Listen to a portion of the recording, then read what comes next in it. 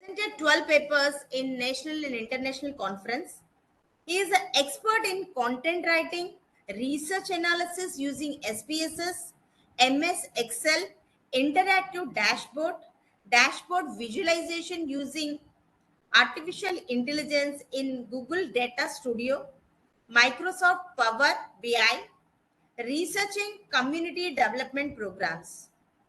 He organized two international conferences on innovative management strategies, and he was a member of board of studies for R14 and R18. He is also member of several compliance committees such as NAC, NBA, IQAC, etc. It's my privilege to welcome him the third day of our FDP program. Welcome, sir. Thank you, ma'am, for the superb that introductions. Ma'am, can you please record it? Yes, I'm recording. I started recording. Thank you. So at the outset, I welcome all the participants here, okay, to this program on day 3. Okay. Basically, the topic that I have been given today is hypothesis testing. I think more or less that we are also that hour of this. So may I expect that what are the basic expectations of the participants from this program today? Can you share your thought?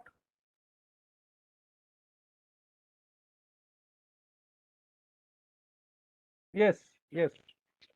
What you can expect from this topic today? So it is fine if I learn, if I know that what are the learning expectations from the participant side, so that I will be able to touch upon.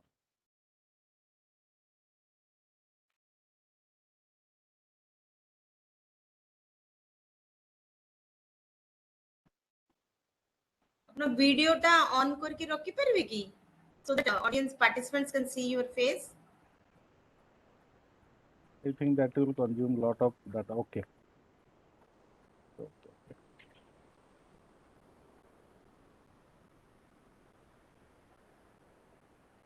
Just a minute.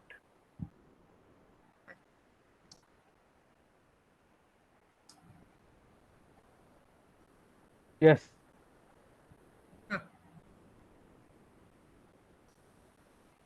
Okay.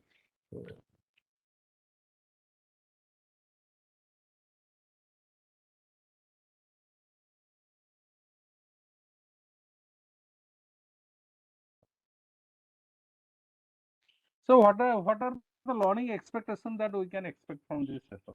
That's the basic question that I would like to know. Okay, fine. So how many of you have SPSS in your system? Would you please tell yes, those who have?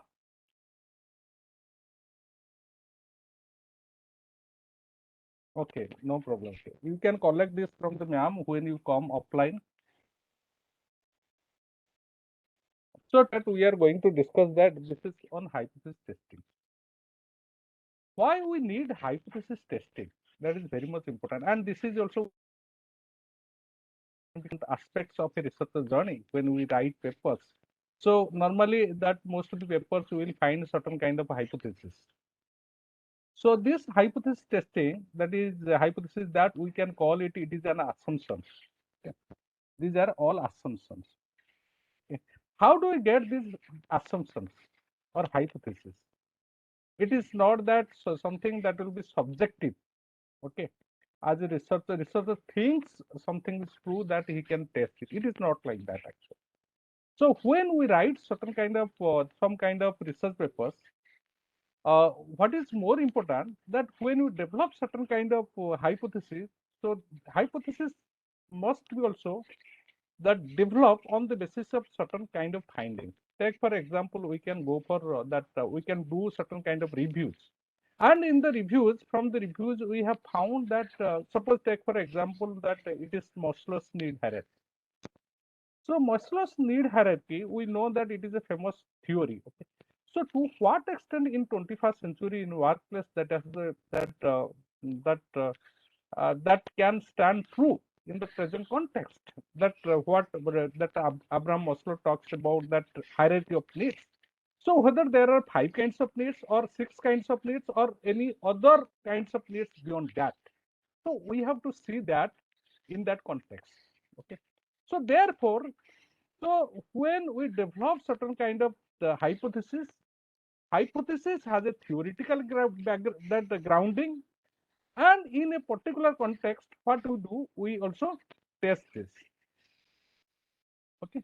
So similar, suppose take for example, we can go for certain kind of review, like suppose employee engagement, that is one of the that ever interesting topics in the area of HR.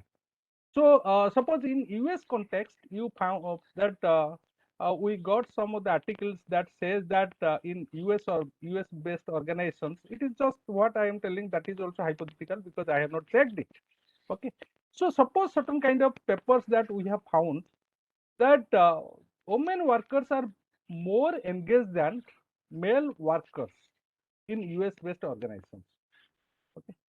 So in US based organizations, we have found that women workers are that more engaged than their male counterparts. So in Indian context, when we are going to that do such kind of study, we have to test it. It may be reverse in that case. So assumptions that something that is true in certain context, in other context, it may not be true. So that is called academic research. Okay. And suppose as a consultant or from the company sides, what we can do, we see also that company making tall claims. Okay. Very big claims company also makes. Like take for example, children who drink health drinks complain are likely to grow taller. Is it true? But that is a claim. That is a claim that is normally made by compliance. So if you want your children to grow, what you can do, you can that ask your child to uh, consume or to drink compliance. Okay. So suppose this is the hypothetical statement that we can accept, that is a claim made by the company, but not that needs to be tested. So so how we'll test it? So we can what we can do, we can select a group of children, take for example 20 children. We can give them compliance for 6 months or 7 months, and some of the that children so without compliance. So we can compare that growth rate. Okay. So what is the height that we are getting? That increase of height that we are getting. So is there a significant difference between children who drink complan and the children who not drink complan? So if we found really there is a considerable increase in heights, okay, and in comparison to the children who do not use complans, we can also in this way we can that test this hypothesis. So similarly, we have also certain kind of claims that company also does like this. Like if you drink Horlicks, Horlicks is also another that health drinks. If you that drink Horlicks, you can grow taller and stronger and sharper. 3 in 1. So that is a claim made by Horlicks. This needs to be also tested because sometimes what happens, the claim made by the company may not be true. Okay. So similarly, the same kind of research design or questionnaire design we can do also. So some of the that like childrens, we can ask them to drink Horlicks for a certain period of time, like let's say for example 3 months or 6 months like that. And there are some of the childrens we can also that those who do not drink Horlicks, we can make a comparisons and we see whether there is a significant difference in that increase in height or increase in height or with strength, or they have been able to become sharper. Okay. So similarly, this is also another claims like acts also dots, like wearing perfumes, using perfumes such as acts will help you attract the opposite gender, sorry, gender. popularly advertised as AICTE effect. Okay, so this can also, these are just the claims. Smokers are better salespersons. Maybe this can be true, but this must be tested in certain context. Okay, so now the big question, the company claims. Okay, so how we can check this? Okay. So this is the underlying concept of a hypothesis testing. So these are the hypothetical statements that we are getting from the company sides, or maybe this statement may hold true in certain context. In our context, in which we are doing certain kind of research, they may not hold true. Okay. So therefore, this need to be tested. There is a claim about the population. Since we cannot observe population directly, we use sample for checking the validity of a claim using evidence found in the sample data. Therefore, two things I will tell, like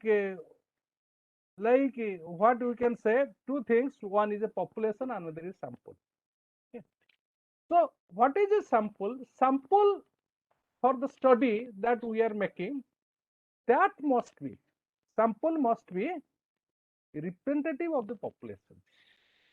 Okay. Suppose take for example, we are conducting a survey in retail in Kotak.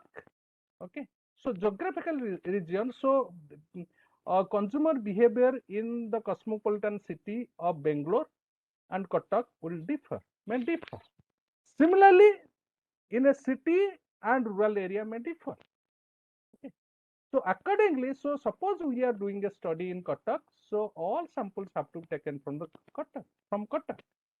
Accordingly, depending on our objectives, whether it is a cross-sectional studies, what kind of study we are doing, we have to select the samples. Otherwise, our findings will be erroneous and it will not have any that contributions, relevant contribution we cannot make to the field of research. That is more important.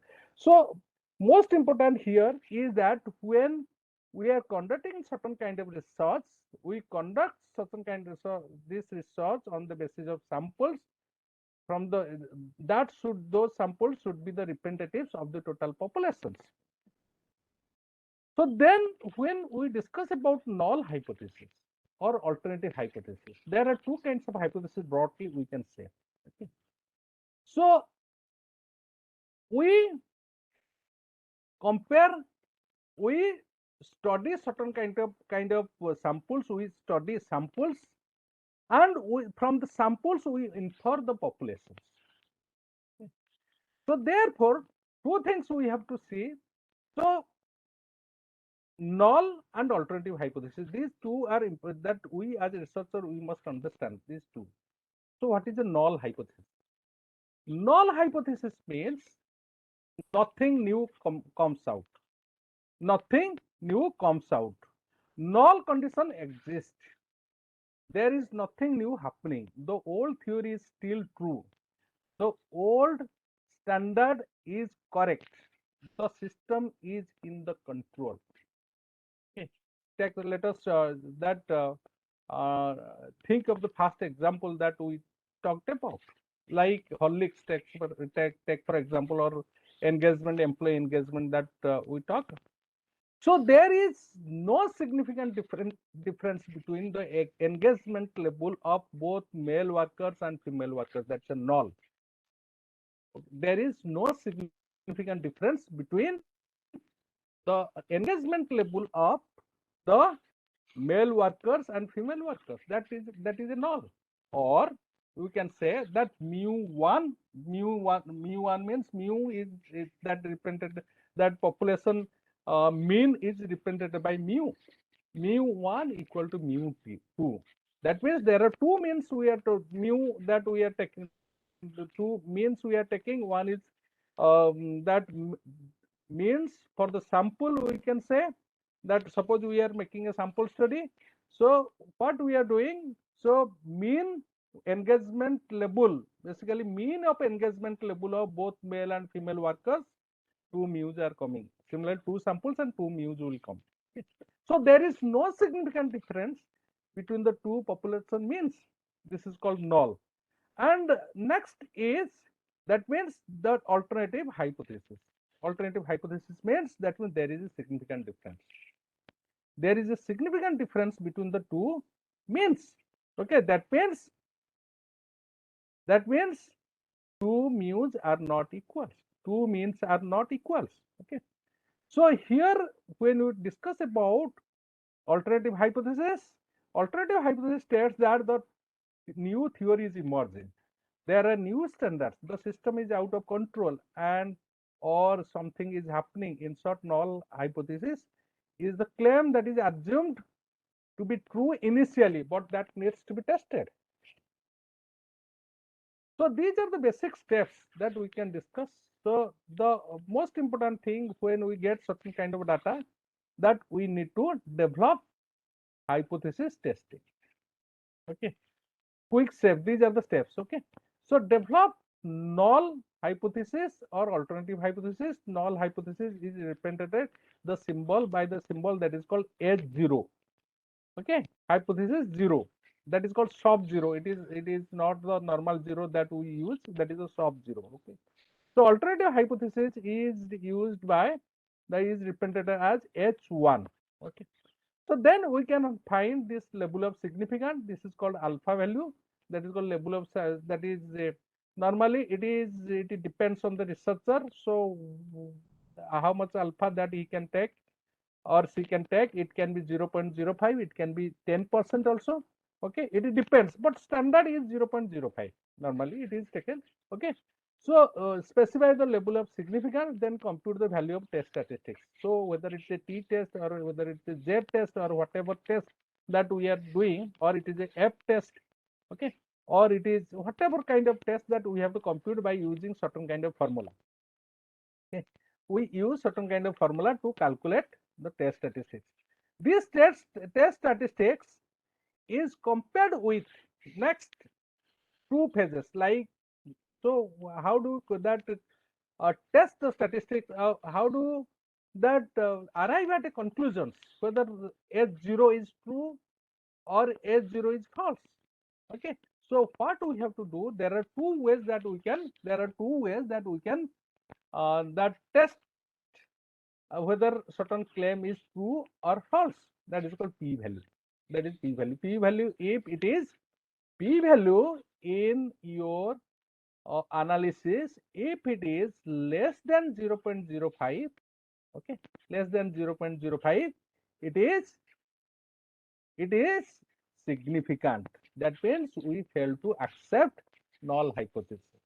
If it is greater than 0.05, that means it is what? It is not significant. So this is how we can test a claim, that we can see this. Okay, so similarly there is another approach, that is called critical value. This critical value is, that is called tabular value. We have to refer to the table. Okay, and we compare test statistics with the tabular value. Okay, so is it understood?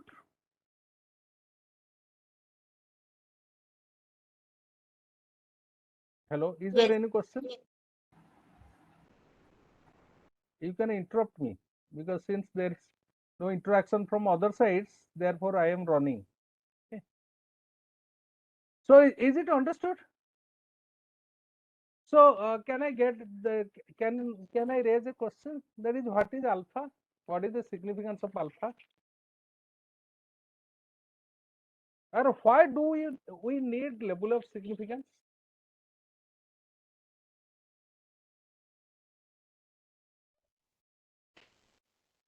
Yes. Good evening, sir. Good evening. We must know the level of significance to test. Is it significant, or that means the null hypothesis is correct, or we will prefer the alternative hypothesis? That is level of significance. Good evening, sir. Good evening. Yes. Sir, I think if you are testing the reproducibility of a particular test, by the level of significance. Means if I am carrying out the test at 1% level of significance, means I think if I am going to perform that experiment 100 times, 99 times I will be getting reproducible results. 1% of the time I will be getting an irreproducible result. Okay. And that result will be not significant enough at 1%. Means what it can provide us actually. Means the mean is how much closer to the population mean. Yes. That it will give us an idea about great. Yes, right. Yes, great actually. That 0.05%, 0.05%, when we talk about 0.05% level of significance, we can say that there is also another 95% of a confidence interval. That means with 95% of confidence interval, we can say that the claim could be true. But we can also accept this 0.05% difference when we make the Z distribution or T distributions. Okay. So thank you, sir. Okay. So when we make this, actually, with this 0.05% of significance, what we do, we refer to the table value. That is called critical value. Okay. So when we refer to the table, okay, it will give us, it will that ask us, or when we have certain kind of significance level, it will guide us degree of freedom and level of significance and what could be the value. Okay, so that particular value will differ when it is 1%, 5%, or 10%. Okay, so here makes the difference. Thank you, sir. Thank you all. So we have discussed about this. So let us see. So this is more. Is there any questions or concerns that I can address?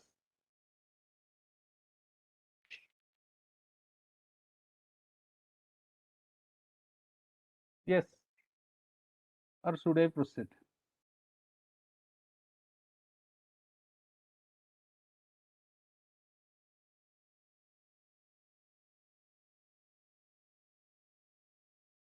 Okay.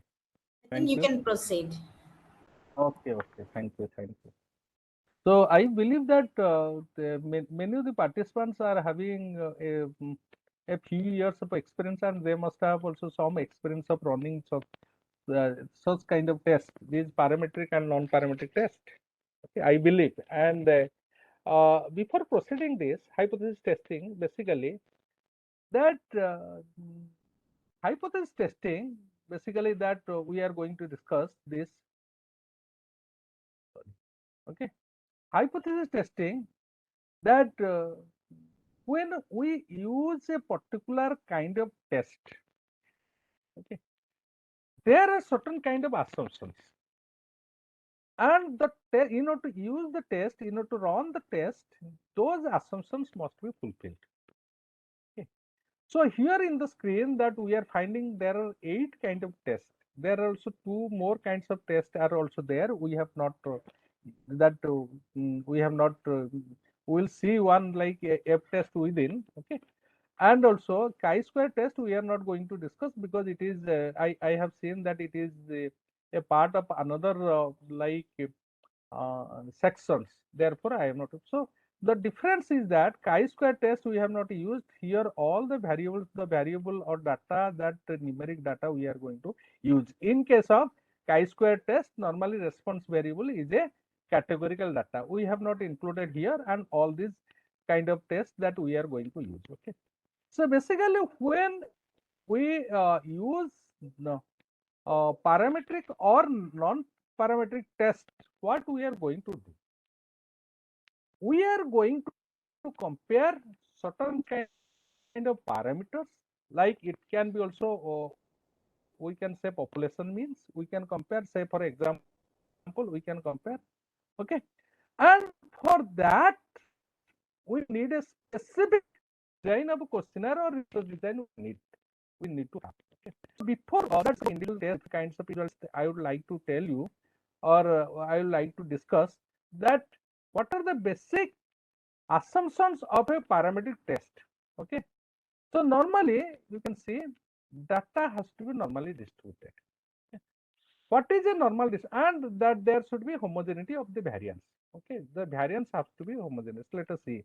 This is a how do you assess normality? Normality can be assessed that normality can be we can check the normality of the data by using a histogram or PP plot or QQ plot. Histogram, when you see this is a histogram, you can see is sampling distribution. This is a normal distribution. Okay, normal distribution means mean at the center. You can see. Okay, mean at the centers. You can see the second distribution. You can see sampling distribution mean at the center. Okay. So here there is another distribution. You can see it's a leptogenetics or left sides. The data is concentrated at the left side. Take for example, suppose there is a mark. Okay, here it is something kind like when suppose there is a 80 mark. Okay, 80 mark that one test has been administered. It has been found that student have received or have got certain kind of marks, and it is a distribution of this mark. So that means the spread is normal. So there are students who have got like 45, 50, 55, 60. So it's a normal, it's a bell curve. Okay, but in this case, if you see, this is the case of different. Okay? Here it is left side. That's most of the data we have got dominated at the left side, not at the middle. Okay? So in case of a right side, that we can say when the score is more, okay, a value is more, the data will be that concentrated at the right side. Okay. So basically, when we are using certain kind of test like uh, like parametric test, the data has to be normal. Okay, we will see one that data sets we will see, and I will explain how we can run a normality test. Normality test we can run through case test. Okay, case test. That means in a case test when we run it, so data has to be okay. So data has to be at least it has to be more than 0.05. It has to be more than 0.05. Okay, it has to be non-significant case test when we run. So non-significant means normality of the data. We can also run if we superimpose the curve on this distribution, we will get a normal distribution curve. Okay. Similarly, we can also check the skewness and kurtosis. Skewness and kurtosis, if you run the descriptive statistics, we have the options to run skewness and kurtosis. And if you see, if the value of skewness and kurtosis is between +1 to -1, it is a normal distribution. There is another way we can also make this. This is called PP plot or QQ plot. Also, we can see. So that means this data will be concentrated in a diagonal way. Okay. So I will show all these three options to see. And second, that assumption that needs to be fulfilled in case of running when we are using a that parametric test, that is called homogeneity of variance. Okay, what is this homogeneity of variance? You see, so you see there are consorts. In these two pictures, what I am showing, there are some consort, and this is the spread of the sound. Okay, spread of the sounds. Okay, there are people who are able to that like listen standing here, then here, like this. The spread is more. Okay, that means the variance is here heterogeneous. So it is dispersion is more. Okay, variance is something how individual observation differs from mean. So here, so variance is or dispersion is more. So data is heterogeneous of heterogeneity of variance. But in this case, if you see data is concentrated in a particular position, therefore this data is that homogeneous. Okay, so what we are doing here, we are checking here variance, and variance is less here, therefore it is homogeneous. Here it is heterogeneous. Okay, these are the two basic things that we must understand when we run a parametric test. We have to check the normality of the data, and we have to also check the variance of the data. Is it understood?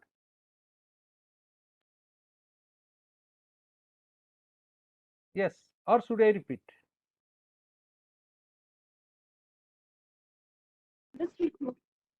Okay, great. Okay, so next thing that this is normal data. I think we have got to know this what is normal distribution. It's a bell curve normally.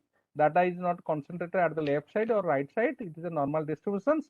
Second one, what dispersion we are talking about the variance. Okay, variance is like very less variance. It is homogeneous. Okay, then we can see like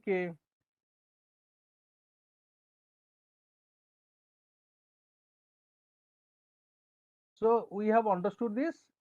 Then this is okay. Then interval scale like interval or ratio scales. That means the data that we are going to deal with as far as parametric test is concerned, even if non-parametric test except that chi-square test. So data has to be metric data. Metric data means it has to be a number. It number means your suppose take for example the weight. Weight can be a number. Okay.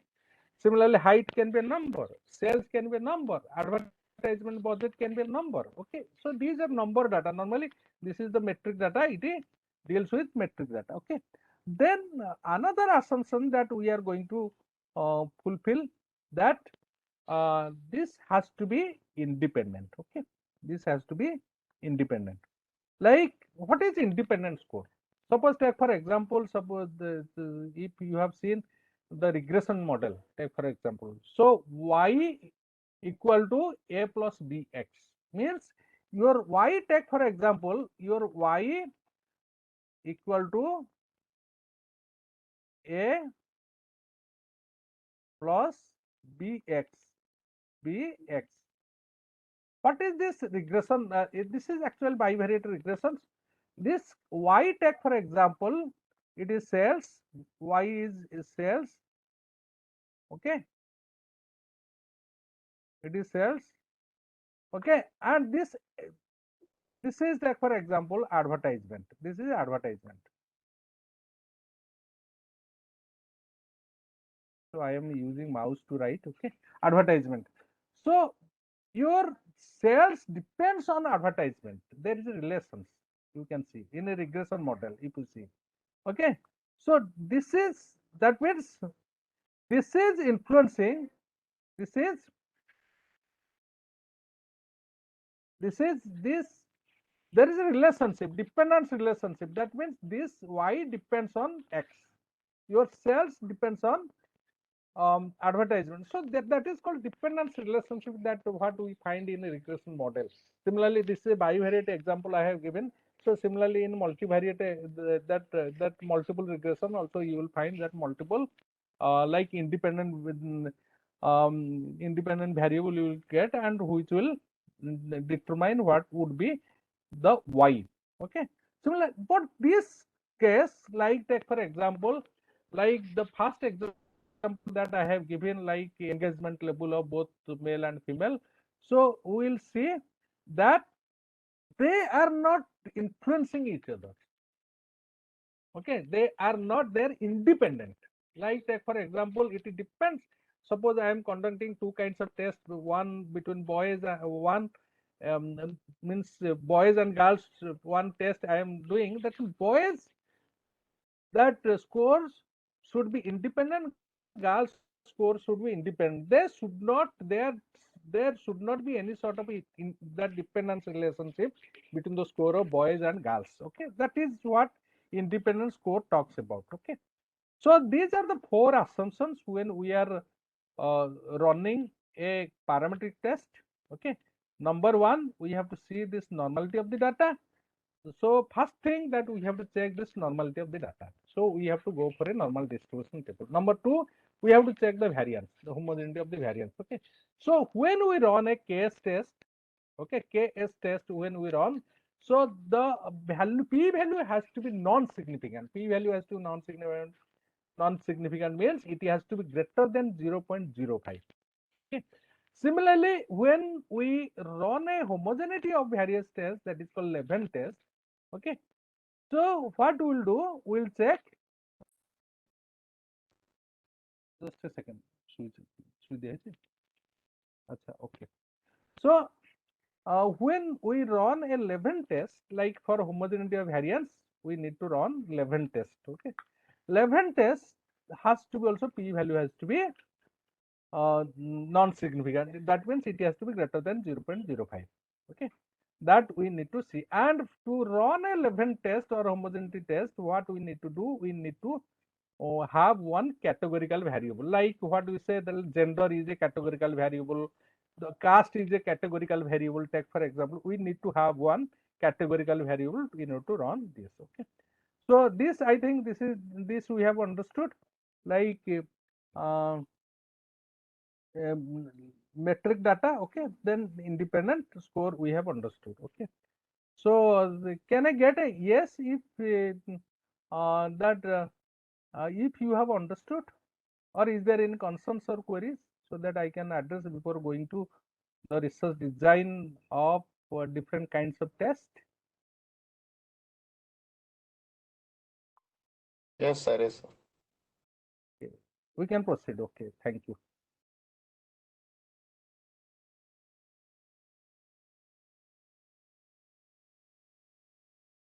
Acha, let us see. So this, now we have understood. Now we have understood that parametric test assumptions and non-parametric test assumptions also we will discuss. So normally, first things that we have discussed about, data has to be normal, distribution has to be normal. Second, that variance has to be homogeneous. Third, it has to be, we can tell, metric data. Fourth, independent score. These are the four assumptions. If these are fulfilling, we can run a parametric test. Else, we have to go for non-parametric test. If data is not found to be normal, okay, if data is not found to be normal, so all the four assumptions have to be fulfilled. If one of the assumptions that or requirement is not fulfilled, the requirement is not fulfilled, it will go for non-parametric test. Okay, so let us say, suppose we have to design a questionnaire. I hope that these are the frequently that I think you will agree with me. These are the frequently used that techniques, okay, in hypothesis testing. Okay, so first thing, like independent t-test. Okay, so in case of an independent t-test, what happens? Your samples has to be not inclusive; it has to be exclusive. What is exclusive? Take for example the example that I have given, that is called women versus men, or male versus female, their engagement scores. Okay, so we will check their engagement score. So there should be also one mechanism to check, that is a different part of research. But however, engagement level, there should be a mechanism to measure the engagement level of both men and women. Okay, so these two have to be not, they should not be as exclusive. Okay, they should not be exclusive. Sorry, they should be exclusive, not inclusive. Yes, is there any concerns?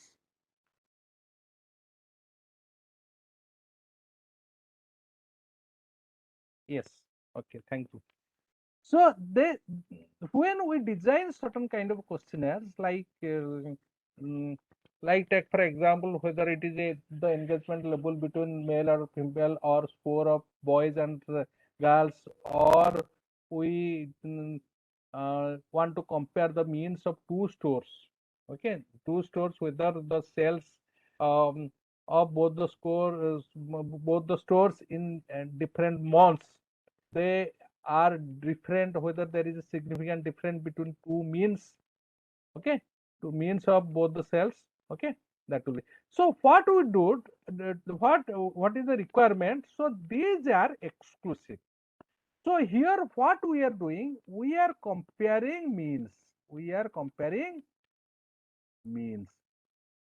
Okay, we are comparing means. We are comparing. I am just writing in mouse. Please pardon me, because the handwriting is not that good here. Okay, So try to understand, because I am also that repeatedly I am speaking about. So we are here comparing means between two samples. Okay, these are two samples. Okay, two samples. So I am comparing means. So, but here the case is different. See, let us repeat here also. Here we are getting normal data. Okay, we are getting homogeneous data. Okay, first assumption is normality, second assumption is homogeneous, third assumption is data is metric. Okay, fourth option is that score is independent. These are the four assumptions, these are fulfilled. Then we are selecting such kind of test. When we are choosing such kind of test, what kind of data that is required. Okay, so or what kind of questionnaire that we can design, like whether this is women versus two samples, these are women versus male, or suppose take for example whether there is a significant difference between the satisfaction level of both male and female that employees of a particular plant. We can also do subject to conditions that these four assumptions are fulfilled. Okay, so this is what we can do. So here, but this is here samples are exclusive, here samples are exclusive, not related. Here it is related samples. This is called related sample or paired t-test. The samples are related. The samples are related. Okay, related. The samples are related. Here exclusive. Here it is exclusive. Exclusive. Okay. Here it is related. Okay, what is related samples? Take for example, suppose take for example we have found that in our class that students need certain kind of communications training or soft skill training. There are certain issues with their communications or soft skill. What we need, we want to give them a treatment, like treatment in the form of training. We want to give a training. So what we did, we have to check their communications level. Okay, before the training and after the training. So in between, what we are getting, there is a training program before and after. Okay, before and after we can see. Suppose take for example, similarly, uh, suppose we have found that more number of conflicts or complaints are registered in a particular company. Okay, so it has been found that there is poor interpersonal skills among the participants, among the employees. Okay, so for that, what happens? The company can organize certain kind of that training program, like there is a famous training program. I think most of us must be knowing, that is called famous training program, that is T training. Sensitivity training is there, conflict management grid is there, Johari window is also there, transaction analysis is also there. These are different kinds of training programs are also there. Suppose the company intends to implement this kind of training program. Okay, so what happens? So before, how many conflicts were there, month wise it can select, like January, February, March, April, like 12 months. And then after the training program, we can see, we can also check 12 months. Like this, we can compare both before and after, whether there is a significant difference of means between these two phases, like before the training program and after the training program. So that is how we can measure the effectiveness of a training program. Understood? Effectiveness of a training program. So this is how we can design a design questionnaire for or for the data collections, and to use this paired sample t-test. Similarly, if the take for example here two samples, if the sample is more than two, like take for example, like different categories of employee reservation categories, like take for example, or students.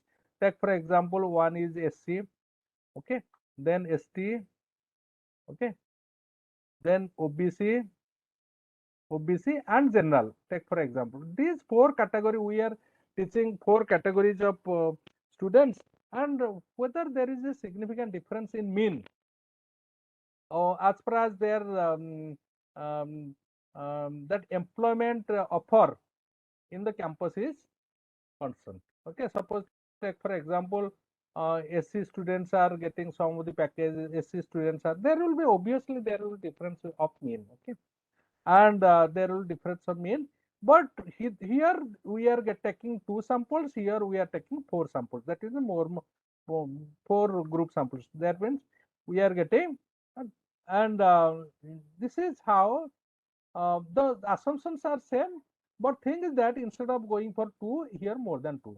Similarly, take for example, here also 2 we are taking before and after, here we are taking what, more than 2. Suppose take for example, there are some of the patients who are coming to a doctor and they are suffering from disease called obesity problem, they have the obesity problem. What the doctor can ask them, the doctor can give them a treatment or suggestions like that, what is the baseline, okay, baseline weight, take for example 10 people it is taking as sample or 20 people it is taking as sample. So baseline, like some one person becomes 100 kg, another 120 kg, another 105, like this data collections. Then after, and what is the treatment, the doctor can prescribe a diet plan and ask them to do certain kind of exercise. After 1 month he can check the weight of the that respondent, then after 2 months, 3 months, like that. So here before and after, instead of before and after, it can go for like month 1, 2, 3, like that, and also before, you can see before also one baseline study can be done. Similarly, I think is it understood? We are nearing a break actually. Is it understood? We'll quickly that cover this theoretical part, then we will take a break. Okay. Yes. Or is there any concerns?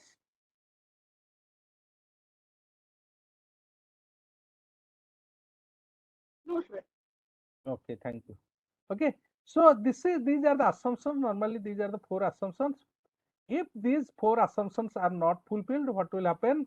There is a substitute. Instead of independent t-test, we can go for Mann-Whitton test. Okay, so this Mann-Whitton test, this is actually what it does. I will show actually. It is convert the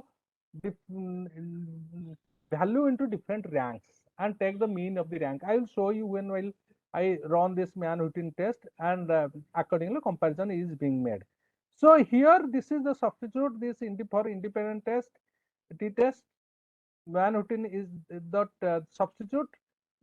As far as non-parametric is concerned, for paired t-test, Wilcoxon test can be also used. Similarly for ANOVA, so Kruskal-Wallis we can use if the assumptions are not fulfilled, and for repeated measures we can go for this, like Friedman ANOVA. This is what the theoretical part we must understood, because when we are going to select a particular kind of test, we must understand what is the research design that we need to have, and what kind of questionnaire that we need to design, so that it can fit into um, or it can be suitable to run a particular kind of test. Okay, so I think it is 7:50. We can take a break. Ma'am, Kavita ma'am, are you there? I'm there. Then we can take a break. I think 10 minutes bio break. Okay. Otherwise, if you want to complete it. Then after that, before going to No, the theoretical part. practical session. Theoretical part is over. I think Over. after that I will address certain before when we will commence the next sessions. I will address. I will address certain kind of queries. My dear participants, please, I request everybody, you can, if you have certain kind of queries, you can raise the queries. Okay, then we will continue. Okay, thank you.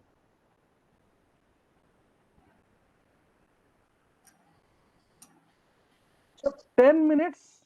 Okay, so we'll be back. Okay, thank you.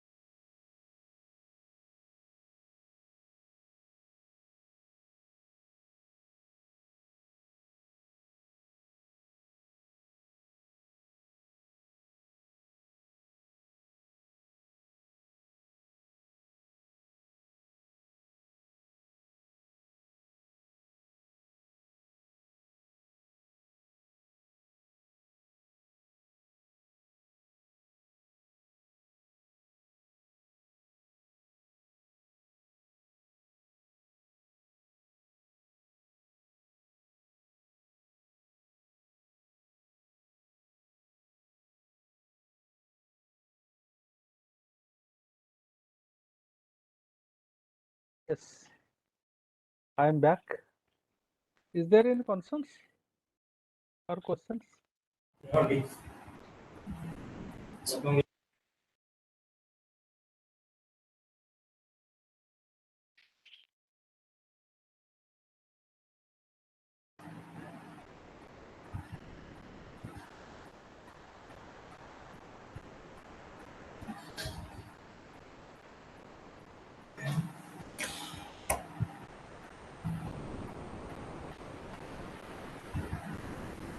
Okay, I think we can start.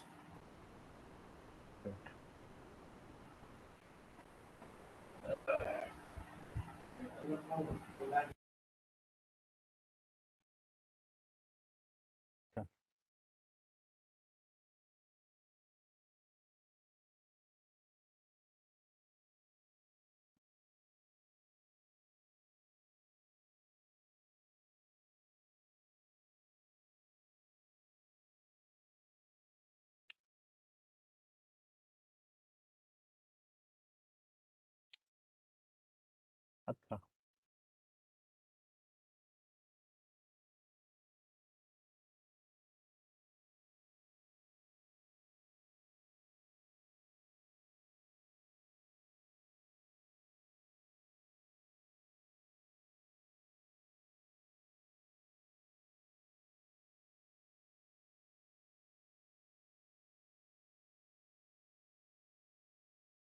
So, if there is any concerns, you can.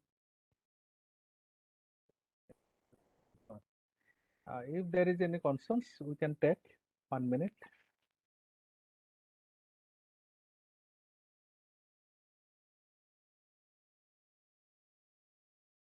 So, can I ask? Okay, is it that would you please tell me what are the 4 assumptions that we are getting for to run a parametric test? Just to review before going for the second sessions. What are the 4 assumptions that we are taking? 4 criteria that we are checking whether that data will fit for a parametric test or any other test kind of test.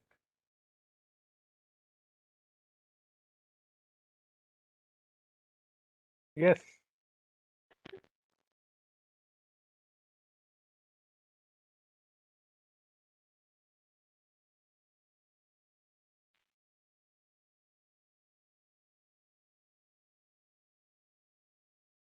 Okay, that's fine.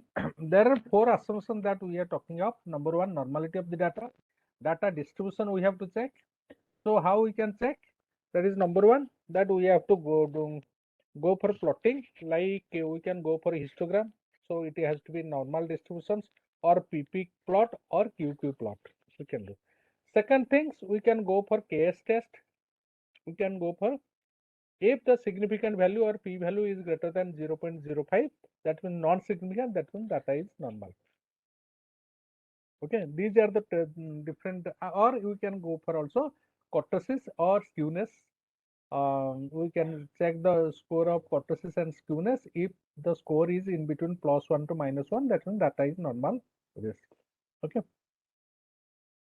Second, that second as assumptions that we have checked that data has to be homogeneous. Homogeneous means we have to see the variance, the dispersion is homogeneous. It is not widely dispersed. Okay. So for that we have to run a Leibniz test. We will see in this that sessions Leibniz test. Number 3, we have to check the data has to be metric, means number. It has to be numeric. Okay, it should not be a categorical response like yes, no, or cannot say. The response variable should not be like that. Number 4, the independence score. The score when we are comparing means, what happens? So it may be the means of different categories, like you can say like boys score versus girls score, take for example, or engagement level of men or women, or employment of that package offer given to different categories, reservation category or different categories of students. Okay, when we are running this is. So we have to see this. Okay.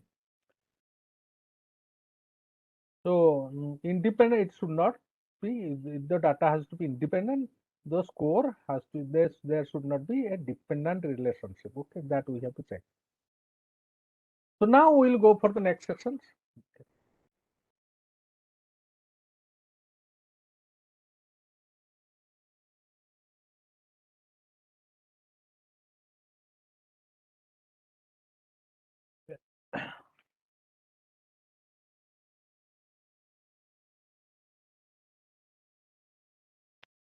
We have to go for the next session. Next session is that we first will check the first step, that we have to check that whether the data fulfills the requirement for running a parametric test or not.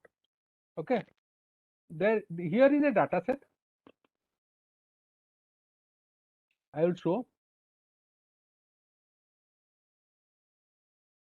So there are some 20 male are there and 20 female are there.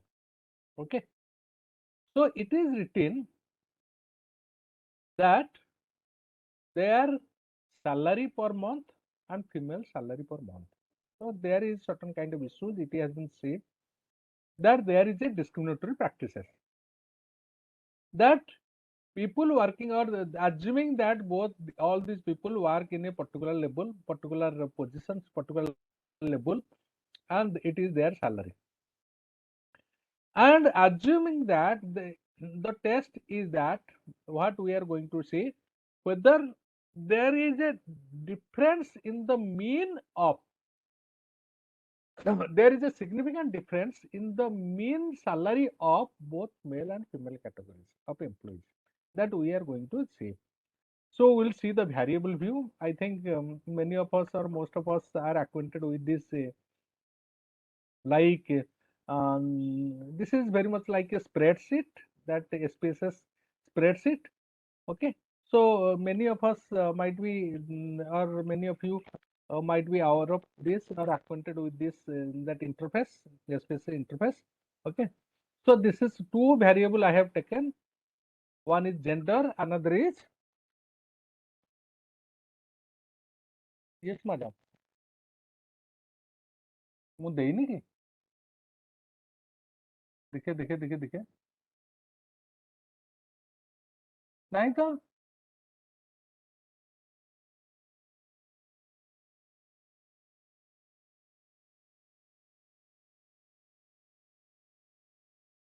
हाँ hello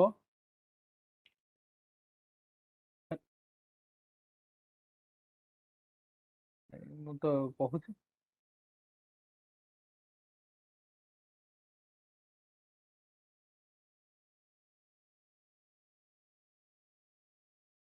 hello, am I audible? Sir, yes, sir. Hello. Yes, yes. Okay, okay, fine, thank you. So uh,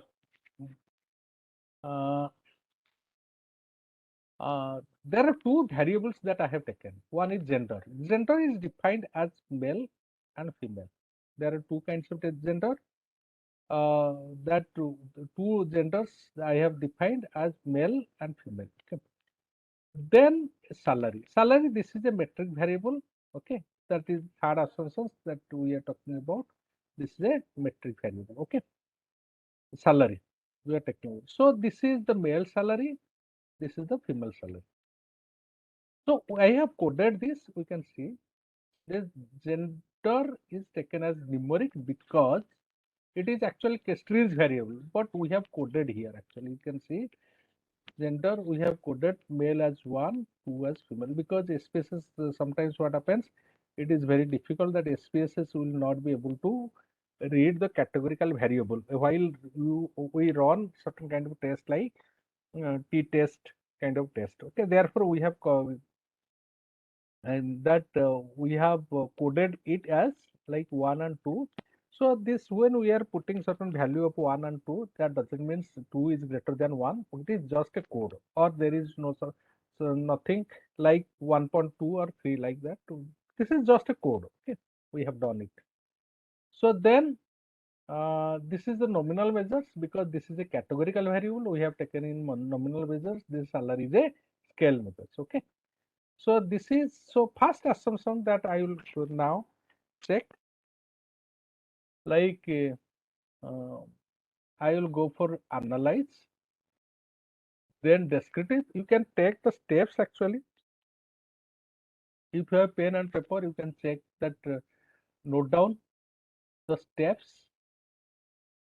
So what we are going to do now, we are going to see the first and second assumptions, whether these two assumptions are fulfilled or not.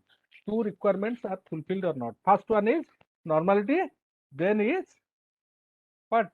Then is homogeneity of variance. This, so normality, for normality we are going to do the case test, and for the homogeneity of variance test we are going to run a what? We are going to run a Leben test. Okay.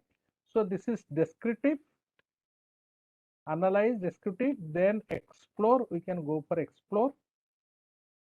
Okay. So you see. So what is the factor categorical?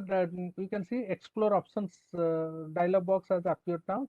We can see this is factor list. Gender we can take as it is a categorical variable. We can take to factor list. This salary we can take to dependent list. Is it done, everybody? Please note down the steps if you have pen and paper. Okay. So then we can go for statistics, descriptive statistics we can take, confidence level 95. Okay. We can go for plotting. So what is the plot? We can go for histogram if we want. Okay. So then we can go for normality plot. Normality plot we are talking about. Then here is a Leben test, spread versus Leben label with Leben test on transformed, we can say. So dear participants, please remember always this Leben test will not be activated, because since there is a categorical, because in order to run a Leben test you need categorical data. Since we have given a categorical data, okay, therefore this Leben test has been active. If we want here, therefore we are selecting this. Okay. So in case of the next test, when we are going to see like pair sample test, this will not be activated because categorical data will not be there. So this is the requirement. In order to run the Leben test or a homogeneity test, you need to have like this kind of like categorical data we need. Then we can go for this, continue. Then we can go for options. Okay. So you see in options we have certain like cases list wise and pair wise. Okay. So what is the difference? Suppose there are certain kind of missing data. Take for example, missing data. Like suppose we are taking first month salary, second month salary, third month salary, like that we are taking. So suppose month 1 is available, month 2 is not available. So in that case, missing data we will get. So in case of the missing data, we can select this exclude cases pairwise. Else this is fine for us. Okay. Then continue. Then we can go for this. So both statistics and plot we will see. Okay. Both statistics and plot we can see. So let us wait for the result to come. Okay, you see. So the sample size that we have got 20 male and 20 female, this is, there is no missing data. Okay, this is a very case processing summary. When we process data in spaces, normally it will give us a summary. Okay, first table is a summary table. Okay, this is the descriptive statistic table. You can see. So male. So for male, these are the that analysis that it has given, the spaces output it has given. This female, this is also given. Okay. So you see. So mean, it is very simple. Average. Salary of teachers, male teachers average is 49,900, whereas female teacher is 39,400. So please let us bear in mind one thing, that the difference, most of the cases you will find the difference. But when we run a parametric test like t-test, we have to see whether this difference is significant or not. That we are, so is the difference between 39,400 and 49,900 significant? That we are going to check. Okay, if it is significant, that means we will accept H0, that is the alternative hypothesis. Else, if it is not significant, there is no difference between two means, what we will get, that means we that we will accept the H0, that is called that null hypothesis. Okay, acha. Next, there is here 90% of confidence level. Okay, sometimes what happens, this is also being taken into consideration. This is the lower side, this is the upper side. So for this 5% where this percent of 5% is gone. So sometimes what happens, why this trim mean is taken, sometimes it is 5% trim mean. Okay. Why trim mean is taken? Because if you see, suppose take for example, in a campus interview, students are coming. Okay. Some of the students are getting 20%, 20,000, 30,000, 40,000, 20,000, 25, 22, 23, 25, like this. But one person is getting a salary of something like 2 lakhs, or somebody is getting a salary of 2,000. Are you able to understand or not? So these are called outliers, extreme data. Okay. So when in with a range from 20,000 to 40,000, when we get a few data, something extreme data like 2 lakhs, 3 lakhs, that is going to influence the mean. Therefore, as far as trim mean is concerned, that both the sides 5% it excludes. So after excluding 5%, what happens? Lower bound, this is the lower bound, lower side is 45,845 and higher side is 53,000. So this is the trim mean, it has come after deleting, after excluding 5% data. Okay. So this is the median value, middle value, then this is the variance, square root of variance, this is taken as standard deviations. This is minimum salary 34,000, maximum salary is 64,000. Then range, difference between maximum and minimum, this is, it is taken range. Okay, then interquartile range as it has come, then skewness and kurtosis. You can see skewness and kurtosis. What is the what I told? Skewness and kurtosis. What is this skewness and kurtosis? So normality I was telling at that time. So it has to be +1 or -1. If it is between +1 and -1, that means data is normal. So that means male data is normal. Okay. So this is also one way of what you can do that running that checking a normality of the data. Okay. We will also see the plot side plot. Okay. Then mean of female that we have. So similar way you can also interpret this data. So this is skewness and kurtosis we have got. This is also between +1 to -1. Okay. Okay. Test statistics you can see. This is case test. Case test is found to be significant. You can see case test, that is Kolmogorov-Smirnov. Okay. Male data, it is found to be 0.2. Female data also it is up to it is greater than 0.05. Therefore, this data is also normal. You can check this skewness and kurtosis. You can also check this what significance level you can also use. Then homogeneous of variance. Okay. Homogeneous of variance. So what we are doing? We are checking the mean. So let us not discuss about this. So mean it is found to be 0.435. That means it is also greater than 0.05. Therefore, the data is normal. This is non-significant. This is non-significant. This is also non-significant. This is the requirement to run a t-test or parametric test. Okay, is it understood? So similarly, you can see the curve. You can see this is the plot. We can superimpose the curve here. Male data we can see. Okay, we can see elements. So the distribution curve.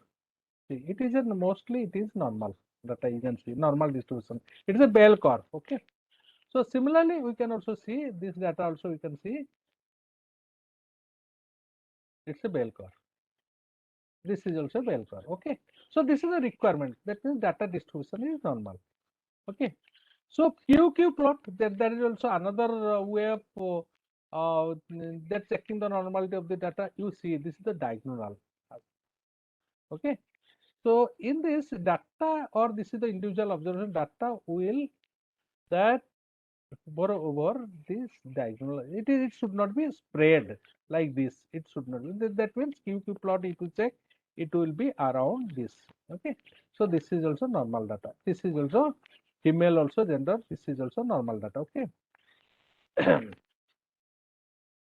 So these are the aspects that we can check normally before um, that running a t-test, or we have to check it. Okay. So is it understood, or is there any concerns or questions?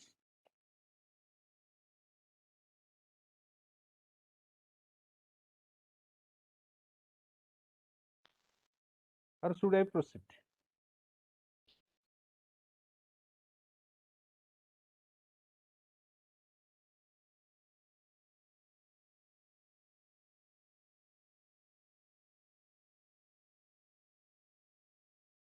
Yes. Should I proceed? Will it be done, or if any of the participant has spaces, and hopefully madam has must have shared the data. If you can, if you are willing to that present, okay, then we can, you can also see.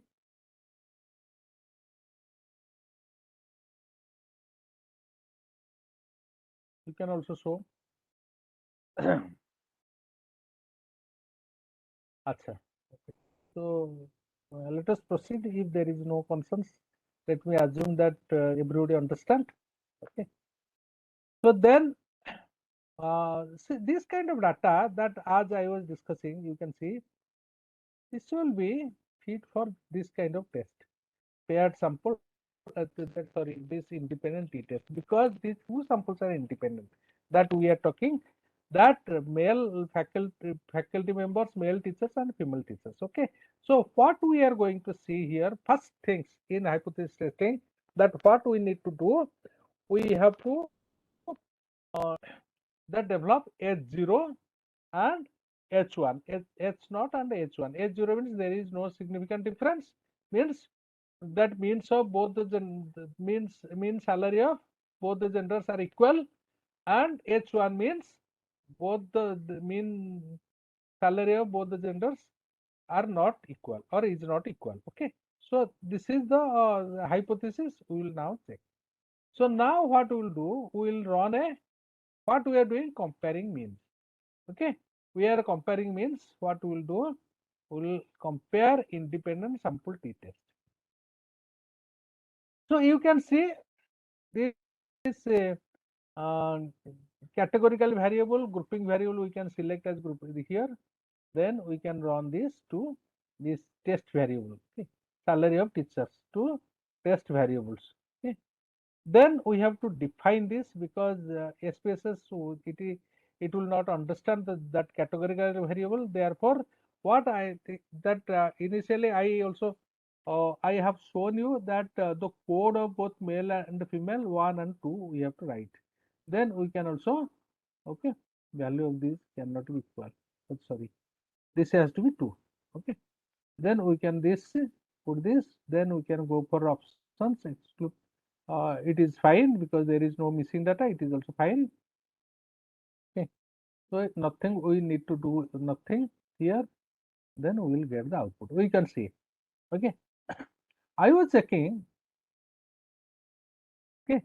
I was checking this. This is the summary sheet. Okay. This is the summary. So 20 male, 20 female, and here mean of teachers that we have seen when we are checking the descriptive statistics. So 49,900. Okay. This is 39,400 mean. This is the descriptive statistic table. Then standard deviation from the standard deviation. Okay.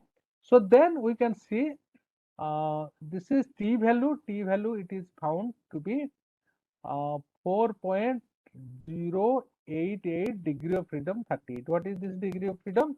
Because we have taken 40 as sample. What are the number of groups? There are two groups. One is male and female. Okay.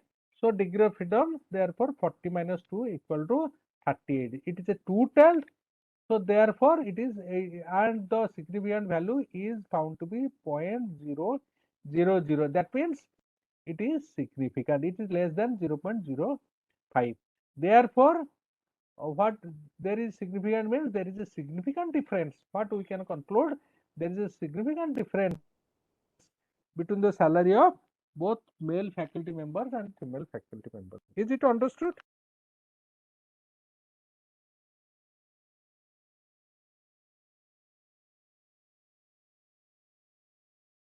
Yes.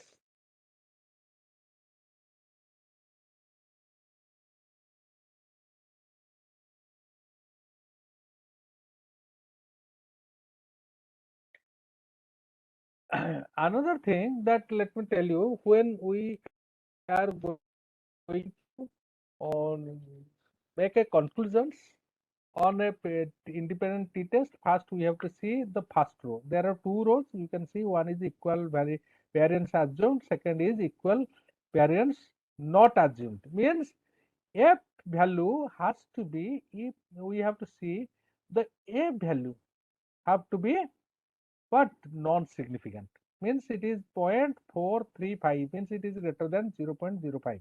That means it is non-significant. When it is non-significant, we have to interpret the first row. Else, if it is found to be significant, significant means less than 0.05, this is called p value. That means we have to take the second row. Else, we have to take this, interpret the second row. So here, since it is non-significant, this is desirable. This has to be found significant.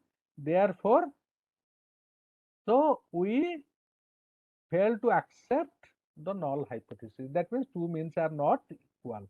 Okay. In this case, two means are not equal. That means there is a significant difference between the two means. Means to salary of both male and female faculty members. Understood?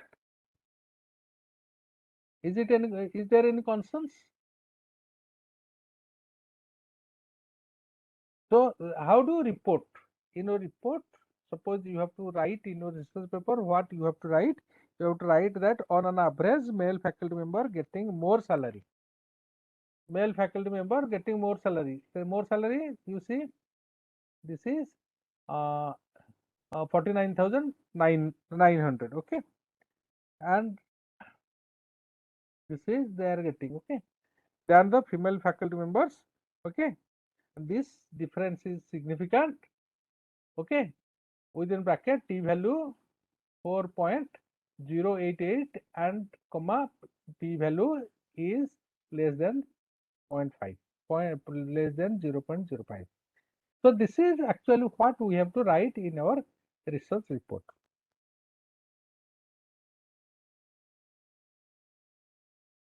Yes. Is it understood?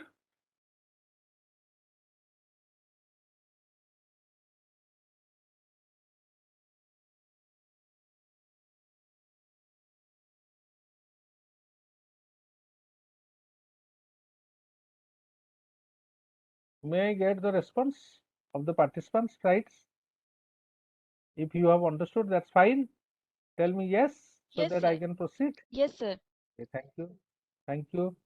Okay.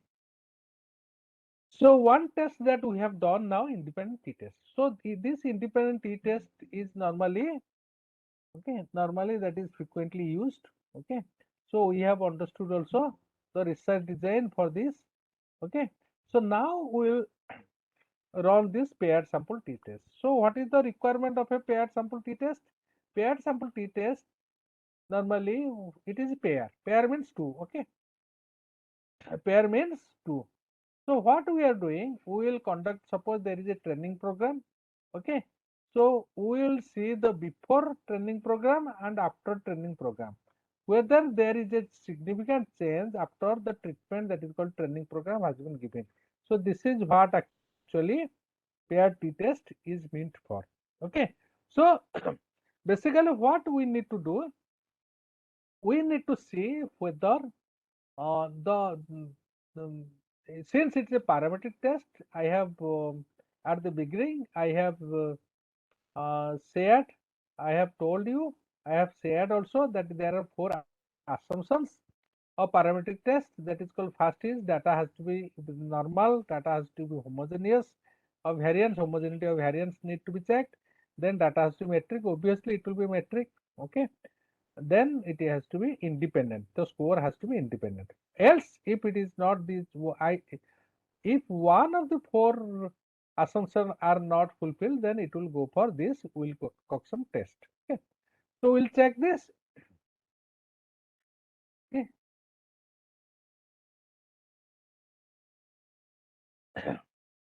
So there is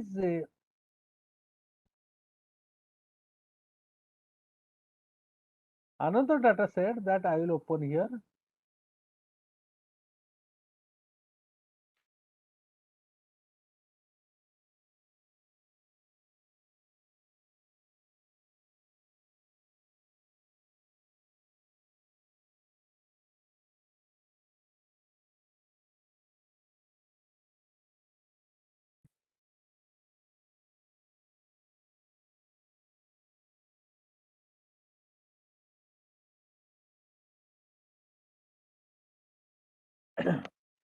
Acha, you can see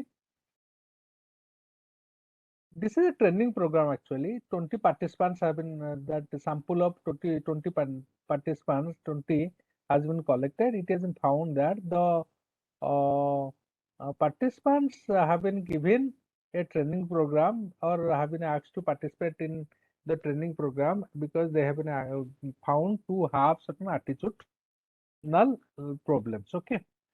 So then after the training program, the researcher wants to find whether there is a significant improvement in the positive attitude of the participants or not. Therefore, what it has been done, they have been asked to, uh, their attitude is measured before the training program, and attitude has been measured after the training program. Whether there is a significant difference uh, mm, has been noticed or has been found after the training program is being implemented. Okay, that we are going to see. Okay, so this is we have taken the before data, okay, and this is after data we have taken. This is, there is nothing because these are all numeric. We are not using your categorical data.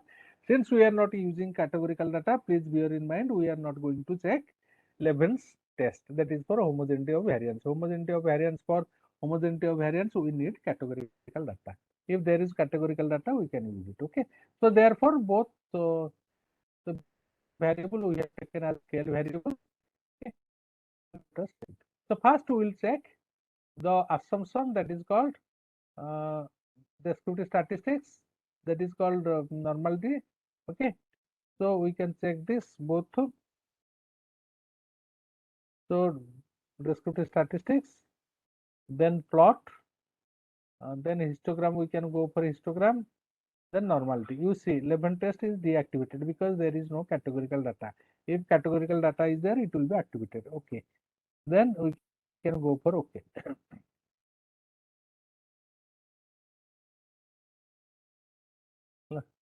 So then you can see this is the normal table that we have seen. Okay, there is no missing data, so nothing more to explain. I have explained in the last case study. So here before faculty development program, teachers teaching faculty development program, after faculty development program. So this is the data.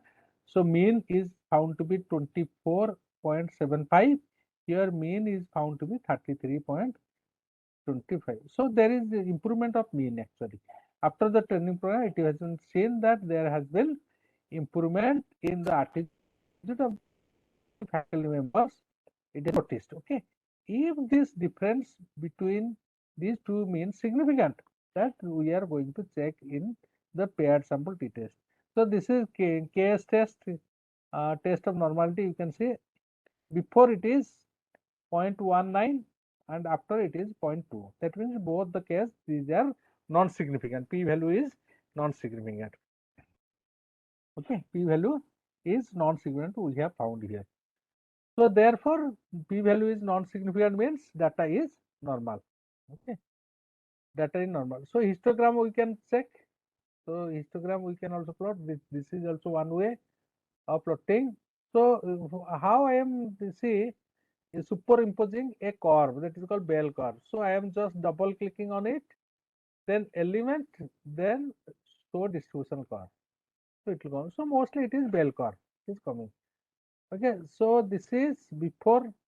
So this is a QQ plot. You see, this is also diagonal. You can see. So this is then this is also after training program. That we can see. So we can superimpose a curve. So it is also fine. Okay. So this is also mostly normal. This data is also normal. Okay.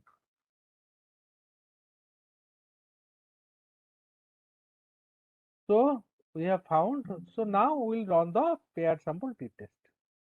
So this is this my dear participants. This is also frequently used. I have also used this test and this test, and even if Wilcoxon test, that is a substitute non-parametric test for this paired sample test.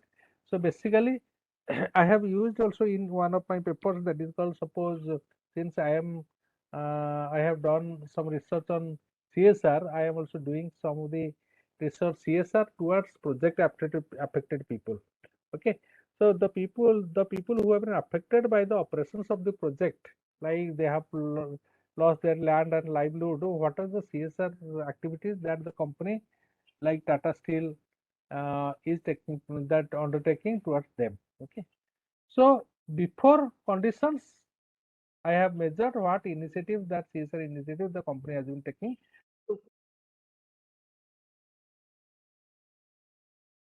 Okay, so basically that whether there is a significant improvement in their socio-economic conditions or not. Okay. So am I audible? Yes, sir. Hello. Yes, sir. Okay, great. Because there is some sound actually background, some Webex, some message or sound came. Therefore, I have to check it. Okay. Thank you. So basically, it can be training before, after, and this is one way you can measure the effectiveness of the training. If training has been effective, if you have seen there is a significant difference. Okay, so here H0, what is the null hypothesis? There is no significant difference between two means. Means mu1 is mu before equal to mu after. No significant difference. Difference of mean is not significant. Number two, that is called H0 sub 0. That is not normal 0. That is called sub 0. Okay. So there is a significant difference of means. Okay. So that means you can see H0, you can also write like training has been ineffective and or training has been effective. You can also make. Okay. And in this way you can also put. So let us check.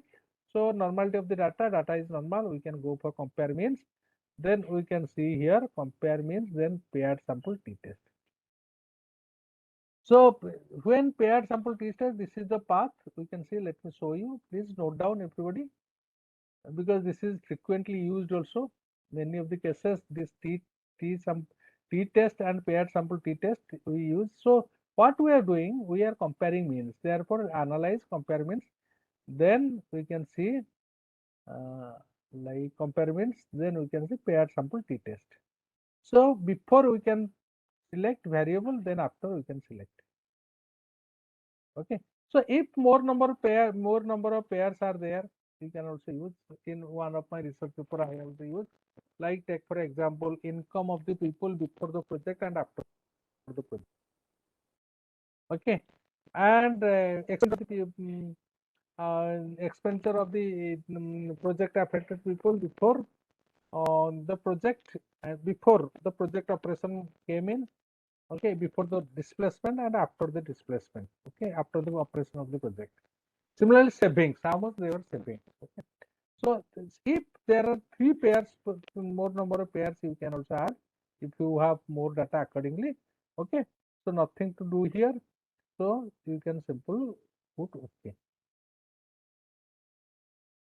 So here paired sample t-test we have like before the training program it was 24.75. After the training program the attitude has been improved, better improved, 33.25. Okay. So there is a correlation, you can see correlation says before and after there is a correlation. Correlation is, there is a weak correlation actually. 0.25 is a, anything less than 0.3 is weak. Positive correlation, but positive weak correlation. So 0.3 to 6 it is moderately correlated. But if something is greater more than 0.6 it is positively high correlation. If it is negatively, accordingly you can interpret. Okay. So this is, then you can see here. So mean is minus 8.5, then standard deviation is there, standard error mean. Then t is here, minus 7.963, and degree of freedom is 19, because 20 sample we have used, 20 minus 119. Okay, this total it is found to be significant. Means there has been a significant improvement in the attitude of the faculty member, that means training program has been affected. Understood?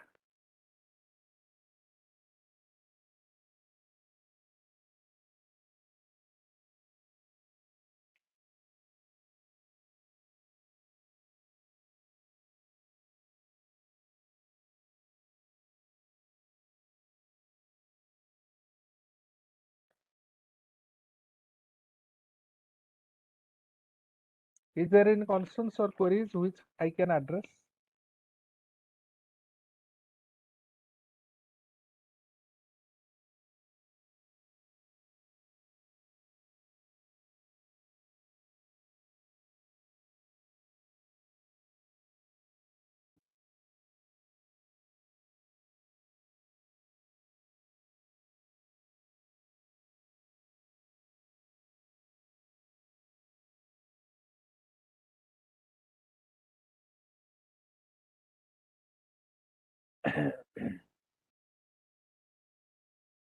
Okay. So I hope the point is clear. So, so 2 tests we have run. My dear participants, let me repeat this. These are the 2 tests which are frequently used in that in research. Basically, if you are pursuing your PhD or you have done your PhD, you must have realized the importance of these two kind of tests. Next, we will move on to ANOVA. Okay, ANOVA is called analysis of variance, but it is a that mean test. Okay, it is a mean test. So when we have here we are using 2 samples, when it is more, there is more than 2 samples, there are more than 2 samples, that means we can, like we are talking of reservation kind of thing, that we can also use. Okay, I will select a data set for this. We'll check suppose take for example, we'll see a data sets. Okay, so we have a sales promotions, an experiment in which a department store chain wanted to examine the effect of level of level store promotion. The experimenter wants to know the impact of sales promotion on sales. Okay, which means what happened? The store did some high promotions and measure the sales, did some medium promotion, measure the sales, and did find out there is a significant difference in the mean of all these cells. So this is the case study. Case study is very simple. Okay, so we'll see.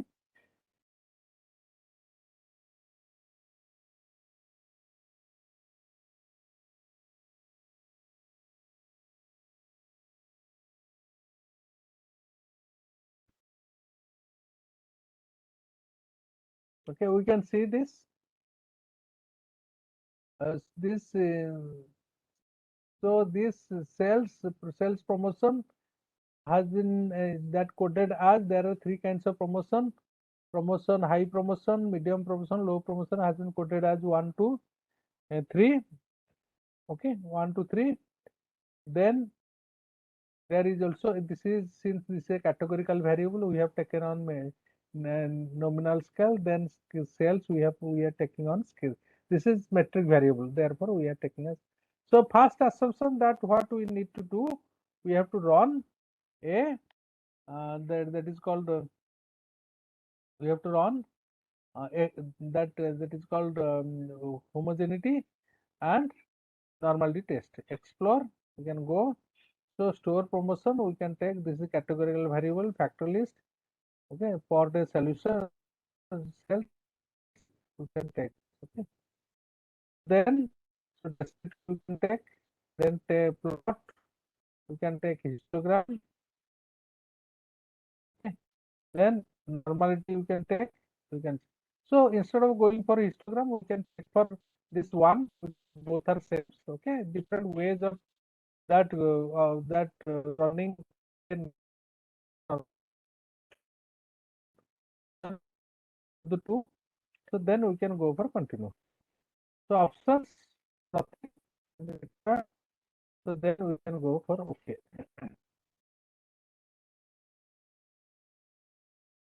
You can see there are three, like three high promotion 10 times it has been done, medium promotion 10 times, and low promotion 10 times. 100% there is no missing that. Okay. This we can also see.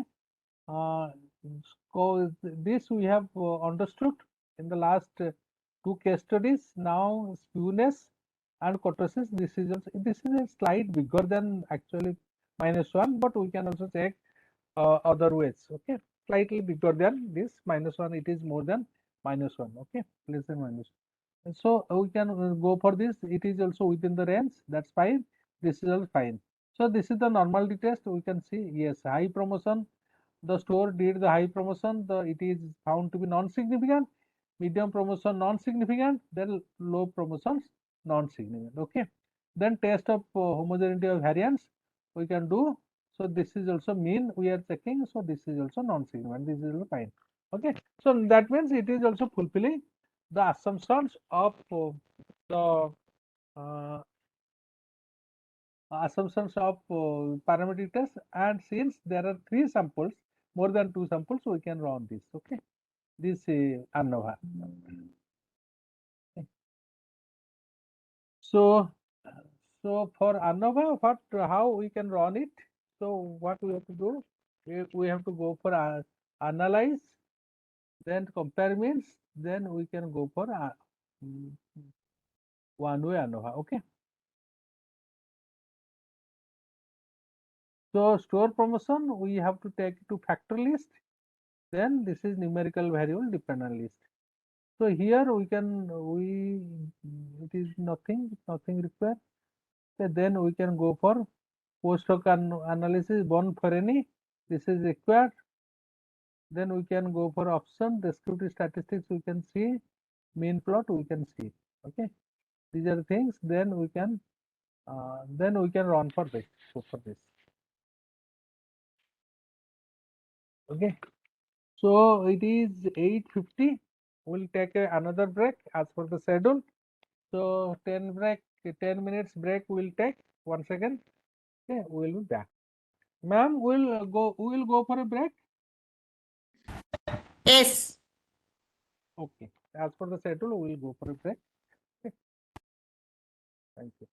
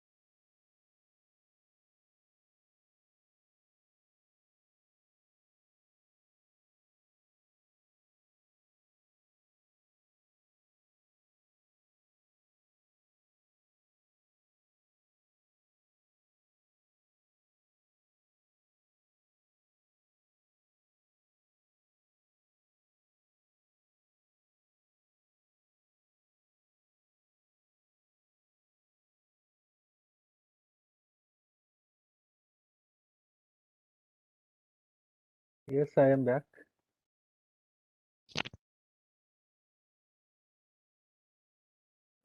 There is one more minute.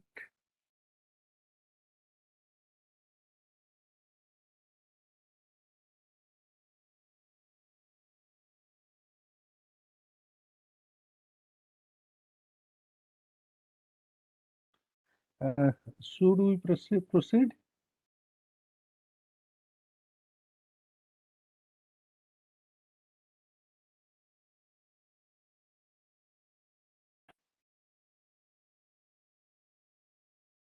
Can I on yes side is my voltage or will minutes?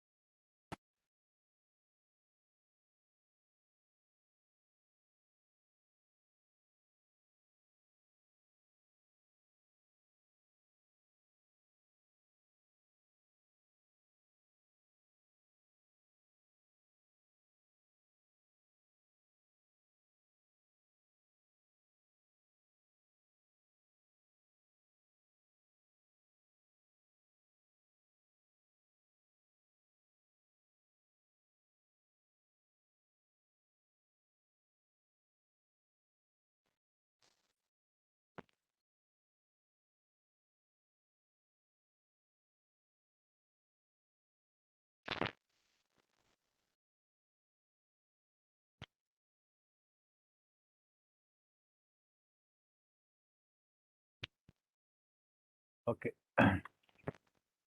So we can proceed. Yes. Is the screen visible? Everything is fine from my side. Sound, screen. Visible. Okay, thank you. So, and this is ANOVA we are doing. Okay.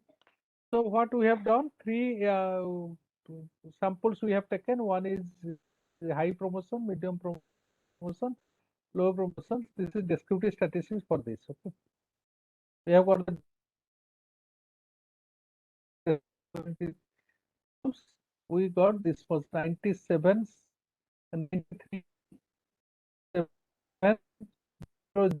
It. If we did the medium promotions, it is 67,900 watt. So when we did low promotions, then we have this was like 40,600 we got it. So this is how we can see this. This is I have explored this. Okay, 90%, 95% confidence interval level, lower bound of this. In case of trim mean, when I was doing, I was explaining this. Okay, then we have three groups. Okay, three groups, between groups. We are comparing between groups. What are the three groups? The three groups, high promotion, medium promotion, and so under three between we have taken the value. Take for example, when we see the value, okay, we have taken the sum of square for this. Okay, so sum of this is one group, this is one group. Okay, this is one group, three group we have taken. Okay, so we have taken the sum of square for these. Okay, and square of these, then we have taken the sum. That is how it is done. Okay. So this is between group. It is 1 4 1 0 1 8 0 0 0 0. Similarly, within group will be always less than that. Okay. This is 2874 something. We have got it. So this is the sum of square between groups. This is sum of square within group. Okay. So this is the total. So sum of between group and within group. We have got the grand total. We have got it. Okay. So this is degree of freedom. So what is this degree of freedom? Degree of freedom. So how many samples are there? Three samples. Like always, degree of freedom is number of sample minus 1. So between group, so how many groups? Three groups. 3 minus 1 equal to 2. Similarly, within group, so within group 10, 10, 10. So 3 10 means 30 minus 3. Okay. So this is 27. We have got it. So when we divided this sum of square divided by 2, we got the mean square. Okay. Then when we divided this figure, sum of square figure divided by 27, we got this.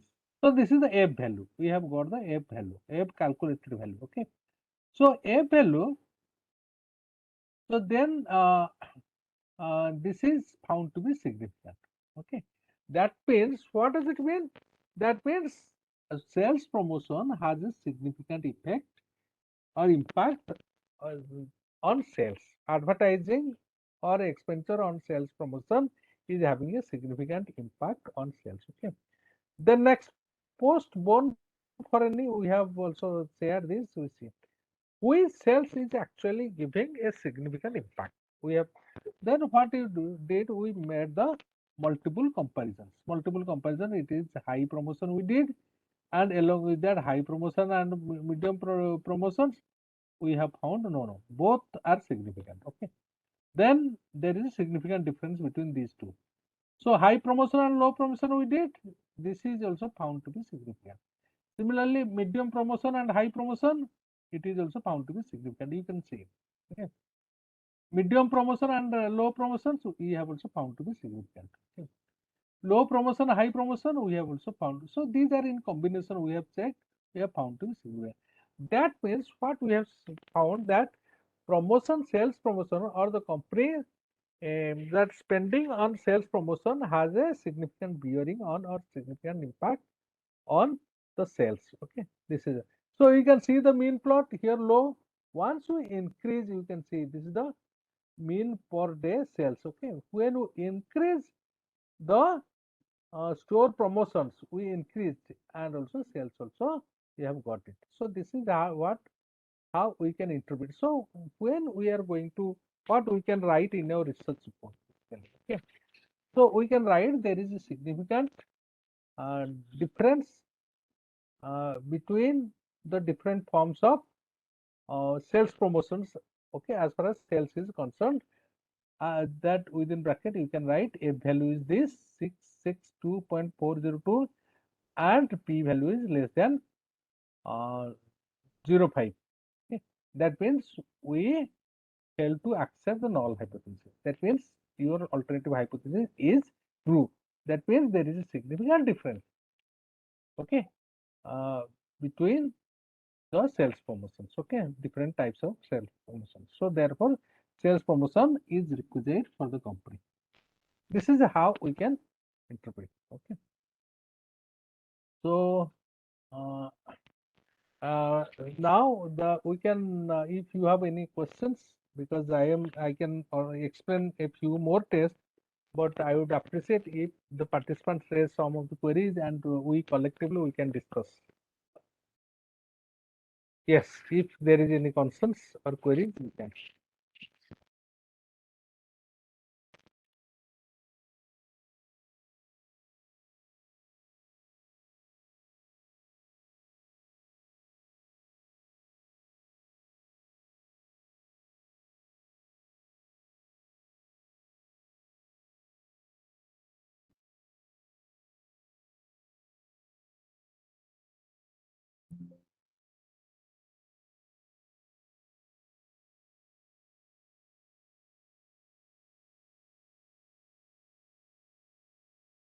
Yes.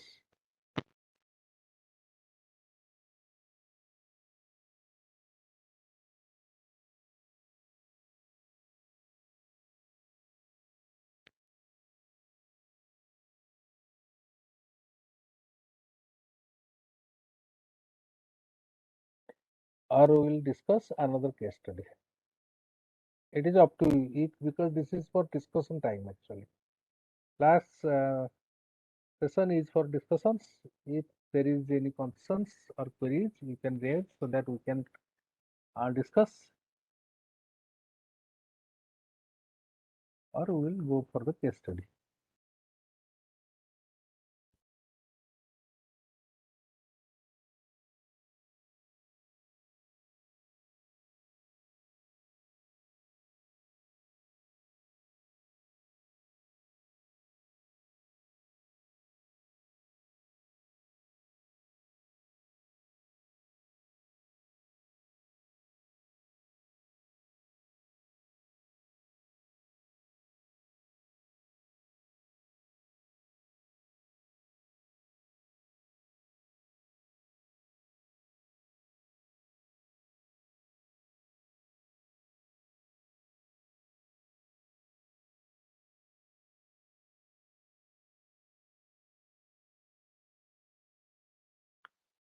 Okay.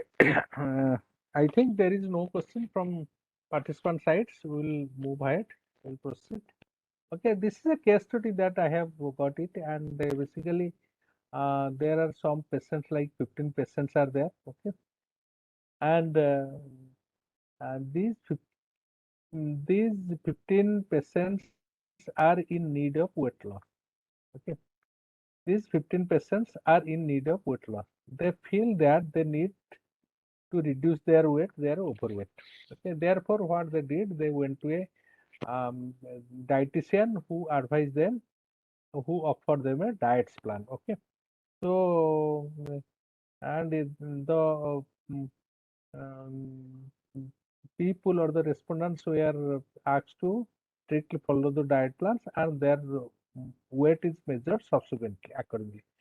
So baseline, there is a baseline, the data is there. So first respondent is having 105 weight, then 102, then 103, then 104, 102. These are the baseline survey. Okay.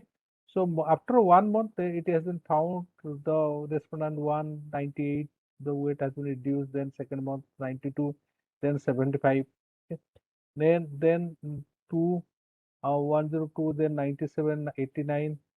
Then so it is reducing. Okay, it seems the weight is reducing when a diet plan is being strictly followed. So it is being reduced. So first we will see whether what we are doing. Once again, we are also comparing means. Okay, whether in the mean weight of the respondent significantly differ or not. Okay, so what we will do? So all means are equal, all means are not equal. That means one of the four means is different. So this is how we can also, mean weight is different. This is how we can build null and alternative hypothesis. Okay, so we can go for checking of the this, like what that is called normality test. There is no categorical data. You can see variable also. Categorical, all measures are taken in scale.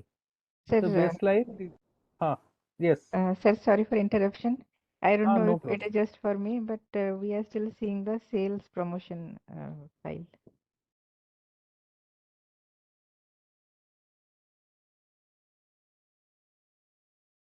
Sales promotion. So am I not audible? You are audible, sir, but we can see the other case on screen.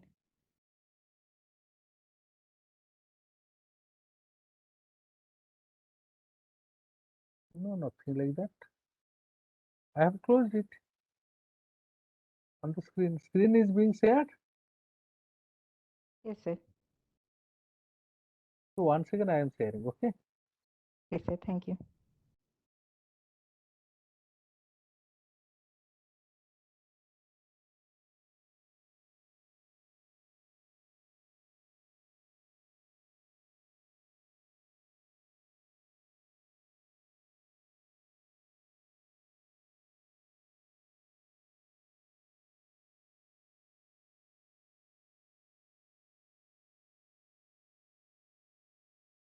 Is it okay now?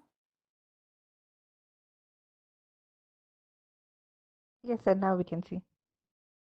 Great. So I don't know how this happens. Actually, that was already closed. Okay. So should I repeat what I have told? Since you have not been okay. So No, 1 sir, minute we time. understood. Okay. So basically, this is the baseline study that we have, what we have mm, done, and this is after 1 month the weight has been measured, and after 2 months weight has been measured, and 3 months also same thing has been done. Okay. So what we want to find out whether the diet plan has been effective or not. So H0, there is no significant difference, means diet plan is not effective. Okay. So then we can go for this that H1, that is diet plan has been effective. We can go for this. Okay. So first, what is the first thing that we need to check? What is the first thing that we need to check the what normality test? Okay, there is no categorical variable. We should not go for that. Normality check, we can go for this. Okay, descriptive, then explore. Okay, so all 4 variables has been taken to factor list is not there. Okay, we can go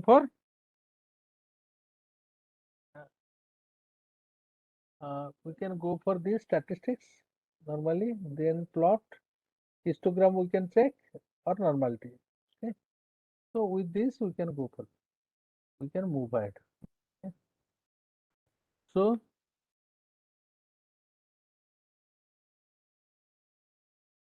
so 4 samples are there. You can see here skewness and kurtosis. It is between +1 and -1. You can see here. Okay. So here also wait after 1 month.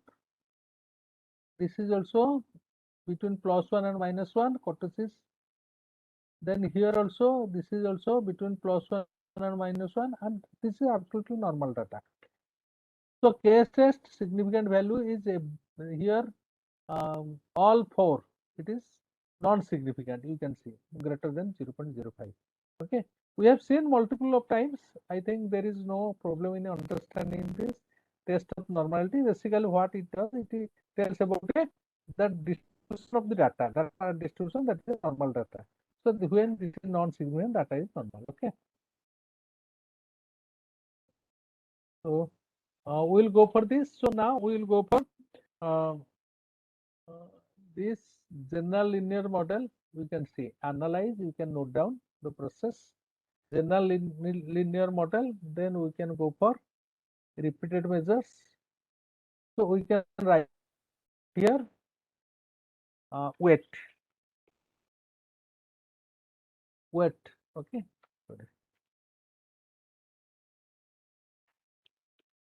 Weight we can write here. What is the number of labels? There are 4 labels. 1, 2, 3, 4. 4. And then we can add. Okay. After that, what we can do? All these things we can import here. Are you able to note down the process, or should I repeat? If you want me to repeat, I will repeat. No, sir, we are following. Okay, great. So then we can go for model. So nothing, it is nothing required. Contrast. So here what we will do, since we are doing the repeated measures, we can go for this repeated. Okay. So we'll change it. So weight repeated, it has come. Okay. Then we can go for continue. Then we can go for plot. Okay.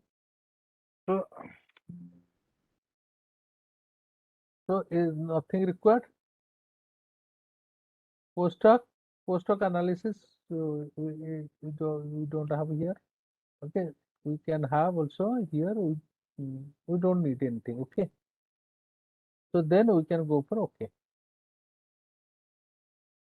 So here what is more important, we will get it. You can see.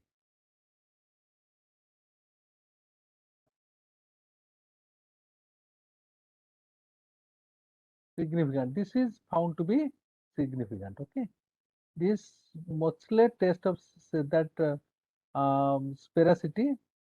Okay, so this is less than 0.05. Okay, so this is expected to be significant, means there is a significant difference between this.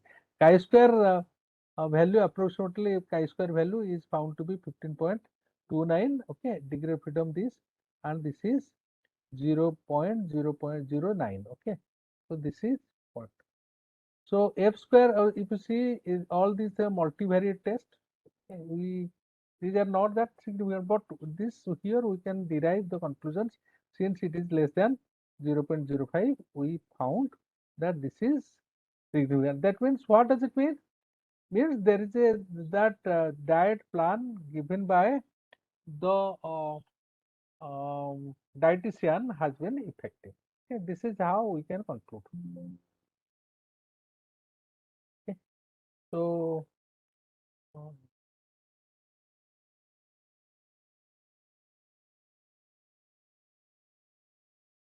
so now we have discussed these four kinds of tests. Okay, so we are discussing this, that we during the discussions what we did.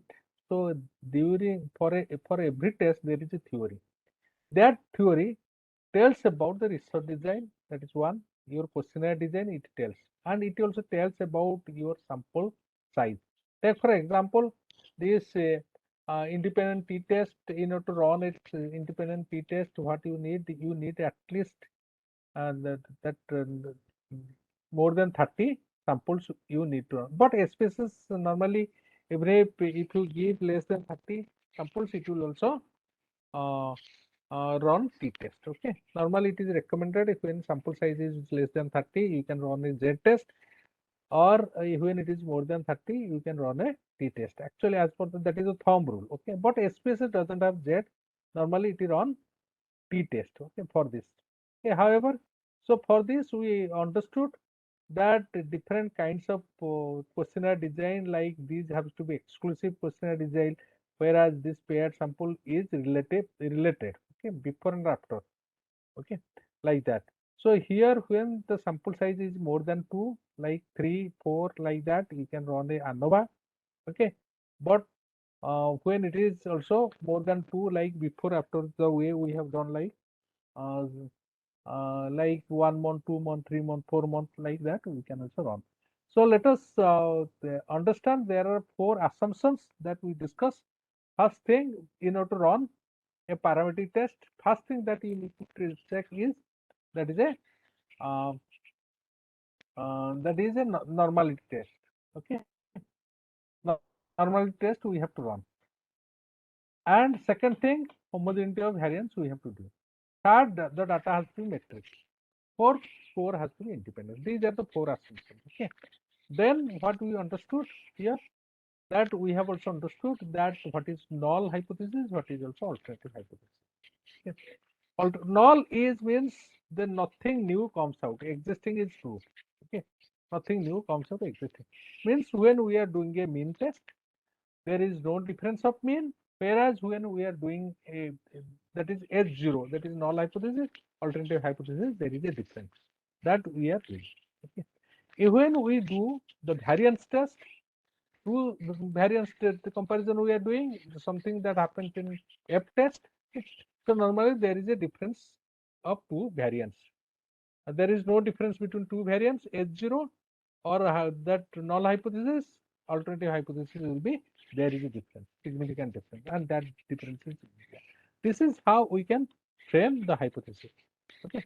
So then we also discussed at the beginning, like research, that hypothesis steps in, quick steps in hypothesis processing. Okay. Number 1, we have to develop the null and alternative hypothesis. Then state the alpha level of significance. We discuss about whether it is 0.05 or 0.05 means 5% or 10% or 1%, because that will determine the critical value. Okay, critical value, accordingly critical value will differ. So when because we are using here in this spaces, we are using p value to accept or reject a null hypothesis. But there is another way that we can also check we can also accept or reject a particular hypothesis, like null hypothesis, based on critical value. We need to compare test statistics with the table value. Okay. So that is also another way that we have. So 2 way you can accept or reject a null hypothesis. So by you have to calculate the test statistics, you have to compare with a table value. Okay, table value, that is called. Or another way, we have to thumb rule. You have to go for p value, that is called level of that is significance value. Okay, if it is less than 0.05, that means it is significant. Okay. Significant means there is a difference.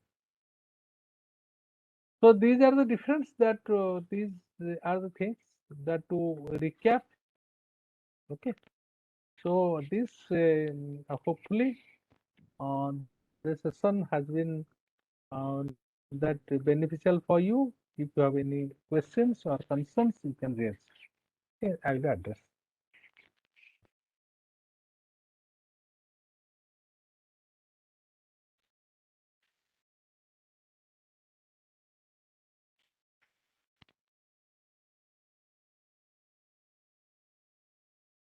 Else over to Kavita Madam.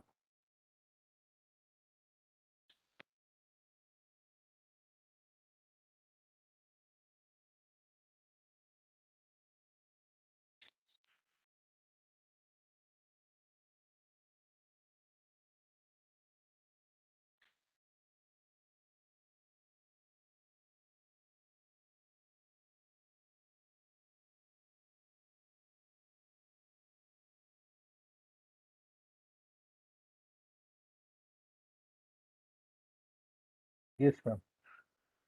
Okay.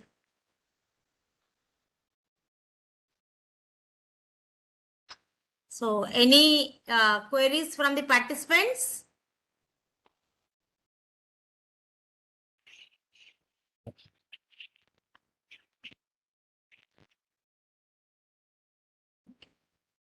Now it is already 9:30. Maybe all the participants are tired. Thank you, Dr. Chandrakant Sahoo, for sharing a lot of valuable things, parametric test, non-parametric test, and everything. Thank you so much. And Thank you, ma'am. Thank you, ma'am, for giving me an opportunity to address the participants. I am always thankful to you for this. I will be thankful to you, and also I also that thank the participants who have been very patient to listen to me. Hopefully, there is certain learning, and I wish that the learning, the outcome that they have received from this session, they are going to benefit and use in their research. Okay. So, if there is any concerns or any sort of assistance is required from my side, I will always provide you all. Okay, my number is with ma'am. Okay, if it is required, you can ask them. Okay, thank you.